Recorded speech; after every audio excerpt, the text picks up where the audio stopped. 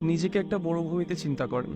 আপনার সাথে একটা গাড়ি আছে এবং আপনার গাড়ির মধ্যেই আপনার মোবাইল, আপনার যত ধরনের ইম্পর্টেন্ট জিনিস সবকিছু, এবং আপনি এমন একটা মরুভূমিতে আছেন যেখানের মধ্যে এই মুহূর্তে আপনার সাথে আর কেউই নেই, শুধু এই গাড়ি ছাড়া।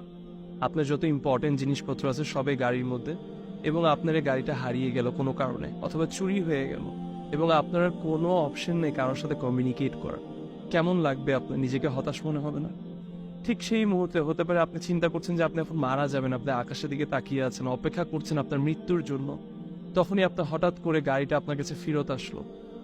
কেমন খুশি লাগবে আপনার? ঠিক এমন একটা স্টোরি রাসূলুল্লাহ সাল্লাল্লাহু আলাইহি সাল্লাম আমাদেরকে মেনশন করেছে একটা হাদিসে। রাসূলুল্লাহ সাল্লাল্লাহু আলাইহি সাল্লাম আমাদেরকে বলছেন যে একটা লোক, তিনি তার উটকে নিয়ে মরুভূমির মধ্যে ছিলেন এবং তার উটের মধ্যে তার সেই পশুর উপরে তার সবকিছু ছিল, তার ক্যারি করা সবকিছু। এবং তিনি যখন ঘুমিয়েছিলেন তখন এই পশুটা চলে যায় তার কাছ থেকে, এবং তিনি হতাশ হয়ে যায়। তিনি যখন ঘুম থেকে উঠে দেখেন যে সেই পশুটা তার সাথে নেই, তিনি একদম হতাশ হয়ে পড়েন।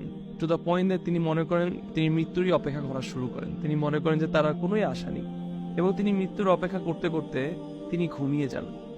ঠিক যখন তিনি ঘুম থেকে উঠেন, ঘুম থেকে উঠার পরেই তিনি দেখছেন যে তার পশুটা তার সামনে চলে এসেছে, এবং রাসূলুল্লাহ সাল্লাল্লাহু আলাইহি সাল্লাম আমাদেরকে বলছেন যে তিনি এত খুশি হয়ে যান, ভাবতেই পারছেন আপনি, আর কোনো অপশন ছিল না তার হাতে, এবং তিনি মৃত্যুর অপেক্ষা করছিল, সেখানে তার কাছে তার পশুটা আবার ফেরত আসলো।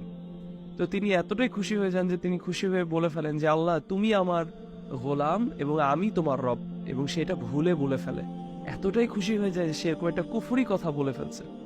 রাসূলুল্লাহ সাল্লাল্লাহু আলাইহি ওয়াসাল্লাম এই হাদিসে আমাদেরকে এই গল্পটা বলে বলছেন যে আল্লাহ সুবহানাহু ওয়া তাআলা এই লোকটা থেকে আরো বেশি খুশি হন যখন আমরা আল্লাহ সুবহানাহু ওয়া তাআলার জন্য অথবা আমরা আল্লাহ সুবহানাহু ওয়া তাআলার কাছে তওবা করি। ভেবে দেখেন জিনিসটা। হতে পারে আমাদের জীবনে অনেক গুনাহ করছি আমরা, এবং আমরা আশা হারিয়ে ফেলি। আমরা মনে করি আমরা বোধহয় আর আল্লাহ সুবহানাহু ওয়া তাআলা মনে হয় না আমাদের আর গুনাহটা মাফ করবেন। তো যখনই আপনার নেক্সট টাইম এরকম মনে হবে, তখনই আপনি এই স্টোরিটা মনে করার চেষ্টা করবেন যে আল্লাহ সুবহানাহু ওয়া তাআলা কত বেশি ভালোবাসেন।